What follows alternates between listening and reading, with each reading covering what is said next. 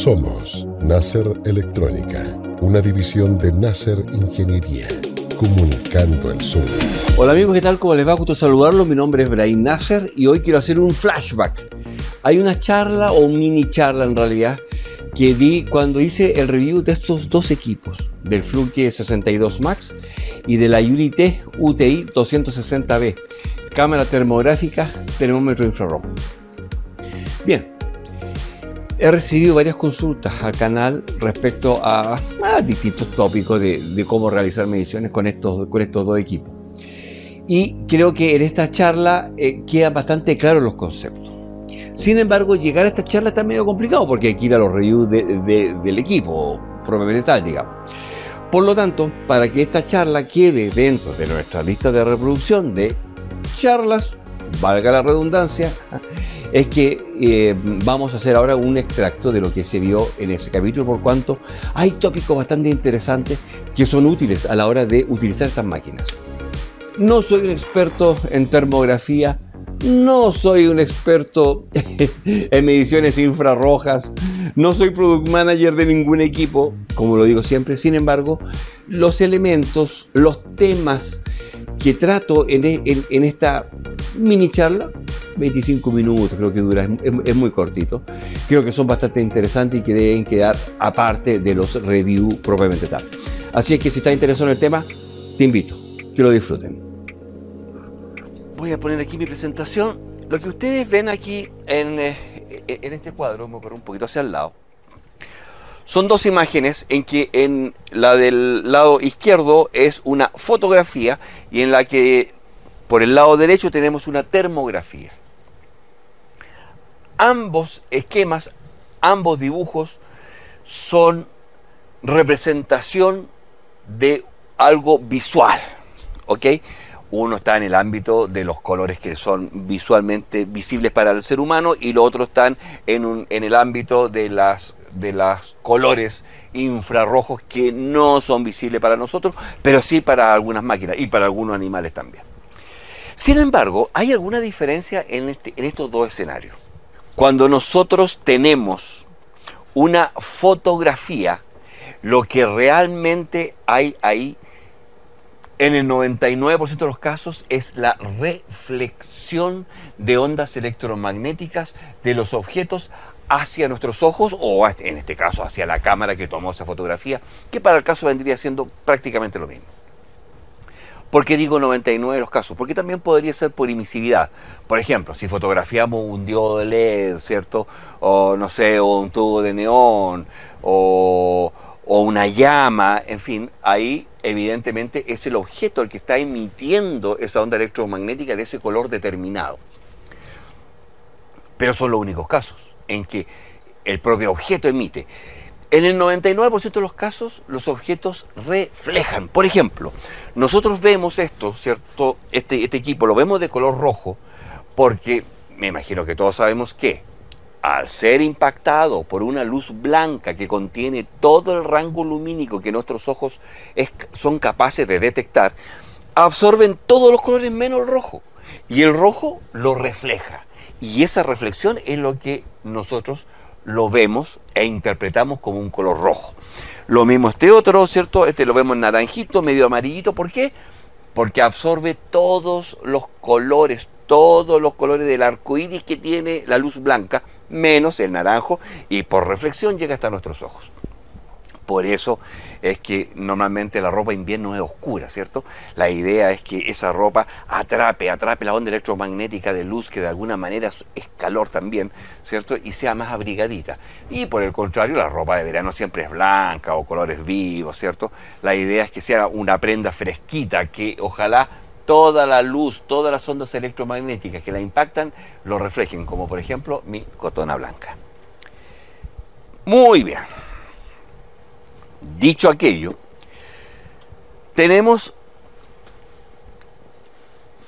que en lo que a termodinámica se refiere o a termografía se refiere, la transferencia de calor se puede realizar por tres métodos distintos. La primera es por conducción, la segunda es por convección Y la tercera es por radiación.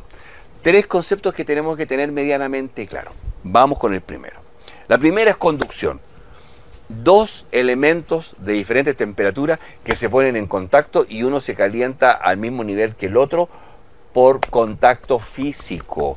Como por ejemplo, no sé, por la punta del cautín, ¿cierto? Lo que se calienta aquí el cautín y la punta toma la misma temperatura que el cautín porque están no sé si unidos, no es que sean solidarios, pero sí hay una comunicación de contacto entre las dos superficies. ¿Ok? Eso sería entonces una transducción de energía calórica por conducción. Por convección, el ejemplo más claro es el abanico, cuando están las señoras ahí, tucu, tucu, tucu, tucu, tucu, ¿sí? ¿Se han dado cuenta que cuando hay mucho calor, la gente empieza así? Bien. ¿Qué ocurre? Este fenómeno es súper importante para el tema en cuestión. Lo que está ocurriendo aquí es que hay una superficie que tiene una cierta temperatura, ¿cierto? Y que nosotros queremos en este caso bajarla, ¿ok?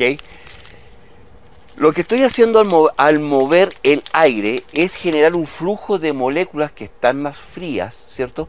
Y que por entrar en contacto esas moléculas o gas o líquido con la mejilla de la cara comienza a bajar su temperatura. También podría ser al revés. Supongan ustedes que yo tenga esto aquí, ¿ok? Esto está tirando aire, supongamos que está encendido, por supuesto, porque si no diría, ¡ay! No, tendría que estar encendido, ¿cierto?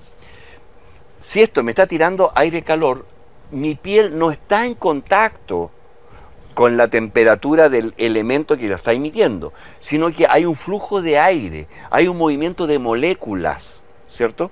Y ese movimiento de moléculas al entrar con una superficie que tiene una menor temperatura la comienza a calentar. Eso es por convección. Ahora, imagínense este mismo caso, pero olvídense de que esto tiene, saquémosle la bombita que emite calor, su turbina, digamos, eliminémosela, que solo se caliente, o no, mejor con el cautín. Aquí, el cautín. Esto no emite nada, ¿cierto? Sino que es este elemento el que está caliente. Yo me imagino que todos nosotros, muchas veces para ver si tiene temperatura o no, acercamos, ¿cierto?, la piel, la mano, hacia el elemento caliente. Y se siente claramente, ¿sí o no?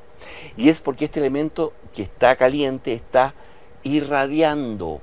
Hay una radiación de calor. Está radiando ondas electromagnéticas. ¿Perfecto? Entonces, esa es la tercera. Y yo podría calentar mi mano, aquí, estando muy cerquita.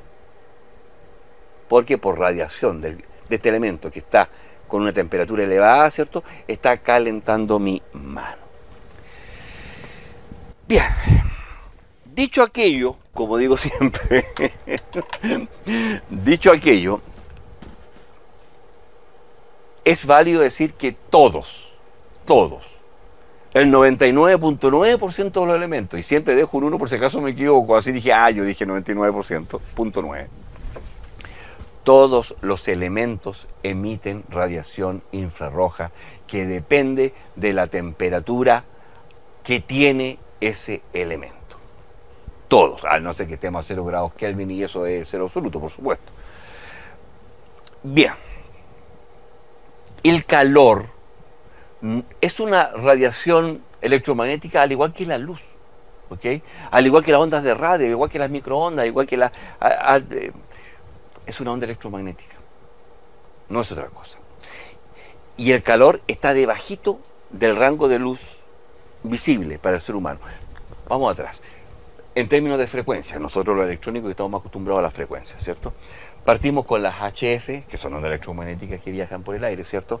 Después están las VHF, después están las UHF, ¿cierto? Después están las microondas, ¿ok? Después vienen los radares y todo ese tipo de cosas. Y de ahí comienza el calor.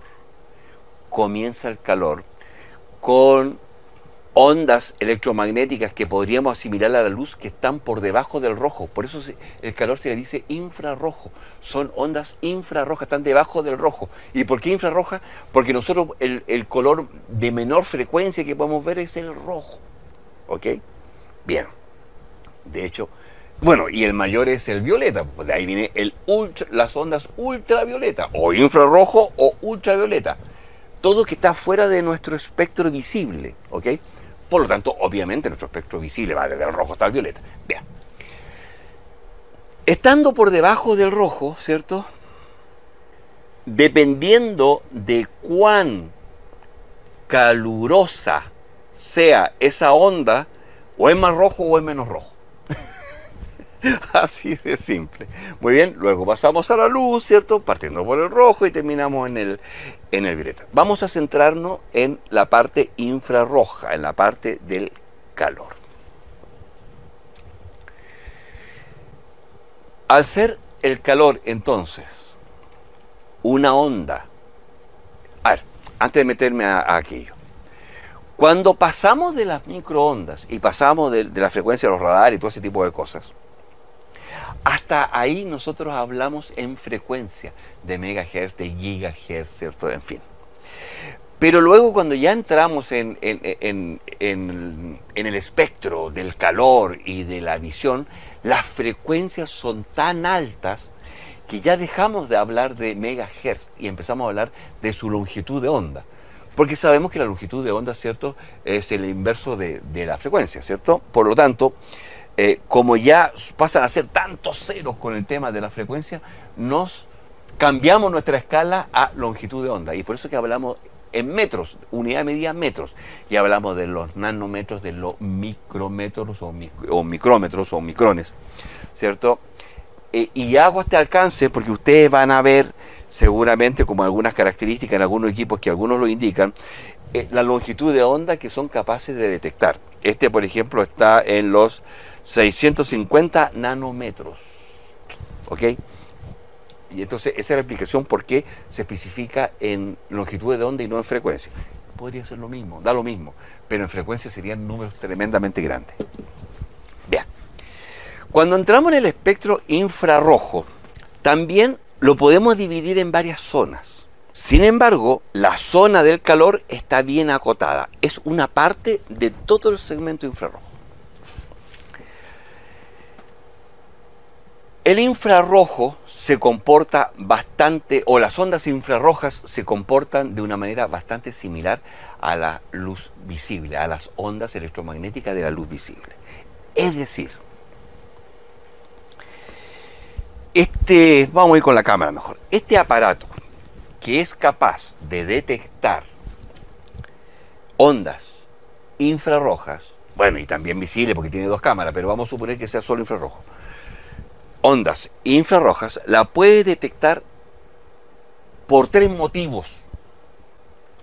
La primera, y que es la más deseable, es por ondas emitidas.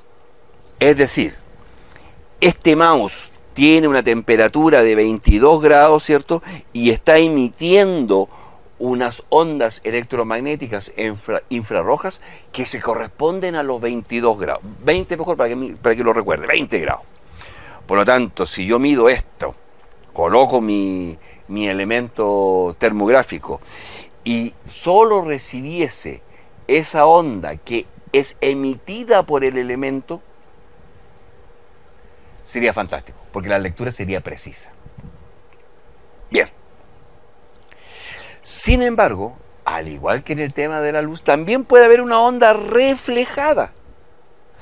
Por lo tanto, si este mouse está a 20 grados Celsius y este encendedor está a 80 grados Celsius, la emisión infrarroja de este encendedor puede reflejarse en el mouse y va a ser transmitida hasta mi cámara. Y eso ya es indeseable. Hay que tener cuidado con aquello. ¿Ok? Y el tercer caso, o la tercera forma que esta máquina capta o que esta cosa emite, es por transmitividad.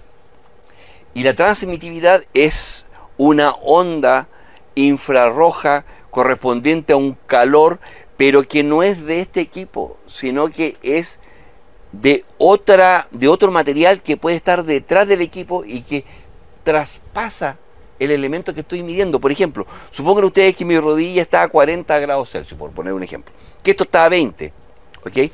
Y yo coloco mi elemento acá. Claro, voy a recibir tres emisiones. Primero, la propia emisividad, el propio efecto que está emitiendo, ¿cierto?, el elemento en cuestión, por su temperatura propia. Segundo, la reflejada, ¿cierto? Rayos infrarrojos que se reflejan en ese elemento.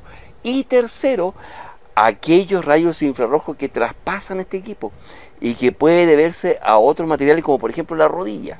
¿Se entiende aquello? Bien. Hasta ahí estamos claros. Cuando realizamos una medición infrarroja, indirecta obviamente, ¿cierto? Porque si no sería por contacto, como el caso del termómetro que nos ponemos aquí en el hospital, ¿cierto? Que hay 22 grados. ¿Y por qué no te miden con esto? Porque esto es una medición indirecta, ¿cierto? No tenemos contacto con el elemento que estamos probando, con el DUT, con el elemento al cual o del cual queremos saber la temperatura, sino que estamos haciendo una interpretación a través de las ondas infrarrojas. Bien. No se me desconcentre. Cuando yo estoy midiendo con un equipo, debido a la reflexión, nunca hay que hacerlo en 90 grados respecto al equipo. Es decir, si yo quiero medir la temperatura de este papelito, no hacerlo así, sino que con un pequeño grado de unos 15 grados, 20 grados. Muchos equipos indican cuál es el ángulo preciso. Sin embargo, tampoco hay que pasarse de los 20, 25 grados. Tampoco hay que hacerlo así de lado. No de frente, tampoco, no en 90 grados, digamos, tampoco en 0 grados, tampoco en 45, 15, 20 grados, evita bastante el tema de las reflexiones. Respecto a las ondas infrarrojas que traspasan el material a medir el elemento bajo prueba, es más difícil controlarlos. Para ello, lo que se recomienda es que cuando existe sospecha de que pudiésemos estar influenciados por ese tipo de cosas, es acercarnos lo máximo posible al elemento, cosa que el encuadre del equipo que está midiendo esas ondas infrarrojas, ¿cierto?, quede totalmente cubierta por el elemento a medir. Mucho cuidado con la convección. Si yo tengo aquí mi elemento caliente y si yo tengo aquí mi equipo que quiero mirar la temperatura, si tengo mucho viento, ese viento va a enfriar la superficie por convección, como cuando la viejita hace esto, ¿cierto? Entonces, ojalá no haya viento, no haya tránsito de aire entre los dos elementos. Bien, y lo último, y súper importante, y que es a lo que quiero llegar, es el parámetro de emisividad. Y que todos los equipos que dicen relación con mediciones por infrarrojo, tú lo puedes ajustar. Y vienen, si ustedes ya seguramente se habrán dado cuenta, que viene una escala de 0 a 1. De hecho, los termómetros que son corporales, no sé si todos, pero hay algunos aquí en el teatro que tú no se lo puedes modificar. Viene fijo en 0,95 como índice de emisividad, y es porque ese es el índice de la piel. ¿Pero qué es el índice de la emisividad? Dos cuerpos que tienen la misma temperatura, pero que son de materiales distintos, es probable que no emitan el mismo grado de ondas electromagnéticas. Tal vez sí de la misma longitud de onda, o de la misma frecuencia si ustedes quieren. Pero una va a emitir más y la otra va a emitir menos. Dos materiales que son distintos y que están a la misma temperatura, a lo mejor uno refleja mucho más otras emisiones electromagnéticas o infrarrojas y el material B menos. Los materiales que son porosos, que son oscuros y que son opacos, tienen una emisividad perfecta y se dice que es igual a 1. Es una tabla que va de 0 a 1. Los materiales que son muy brillantes, metálico pulido, son muy malos emisores de ondas electromagnéticas que se corresponden con la temperatura que él tiene. Son más propensos a reflejar, cosa que es como medio obvio, ¿no? Eso tiene una emisividad cero. No es tan así. Pero para que nos vayamos haciendo una idea. Hay unas tablas, hay millones de tablas que ustedes la buscan en internet y le van a aparecer ahí, coloquen en Google, tabla de emisividad. Y va a salir el valor de emisividad para cada material.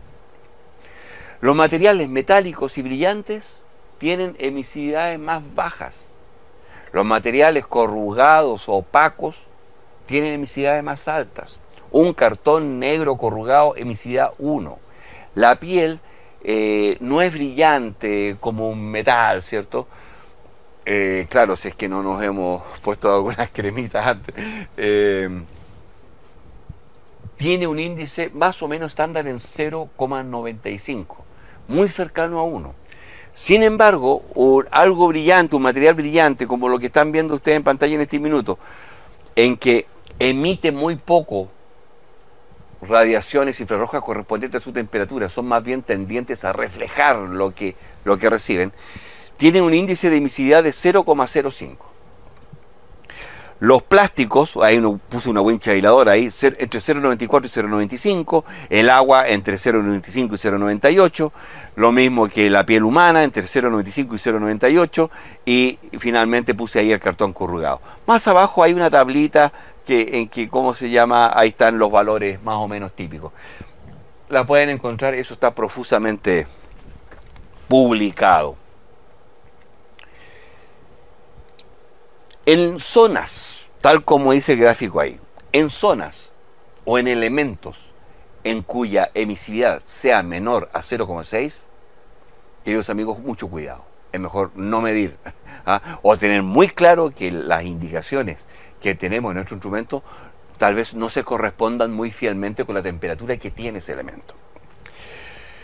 Con emisividades que están sobre 0,9 no hay ningún problema. Es muy probable que lo que estemos midiendo se corresponda bastante bien con la temperatura real que tiene el cuerpo.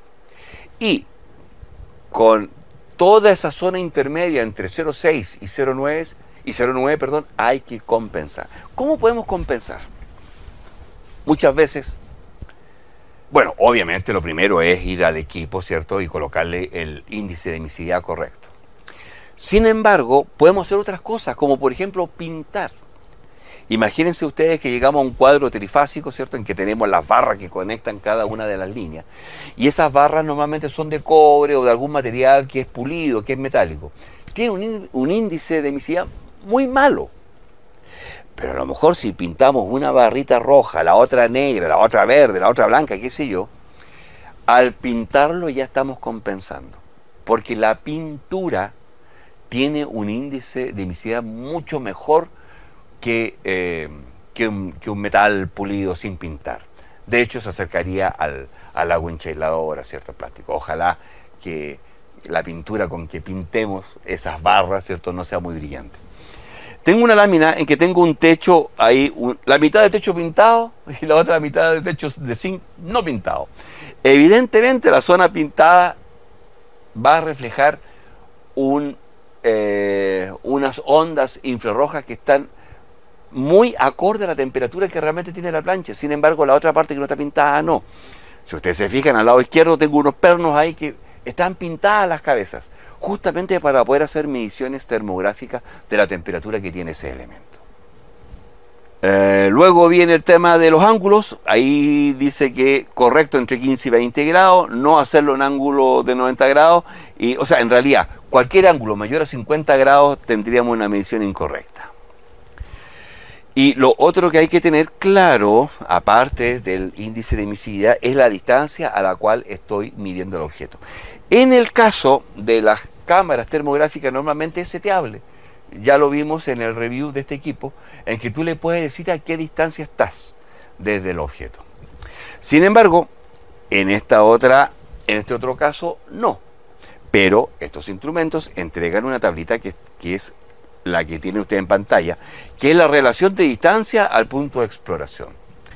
lo ideal y lo que se recomienda es que podamos cubrir toda la superficie que vamos a medir. Es decir, si yo estoy cerca de esto, ¿cierto? Es muy probable que mi sensor infrarrojo o mi cuadro del sensor, ¿cierto?, quede totalmente cubierto por la zona a medir. Eso es lo ideal. Cuanto más me aleje, evidentemente va a llegar un momento en que me voy a salir del instrumento y voy a tener toda una zona perimetral a la zona de medida. Y eso siempre influye en la medida.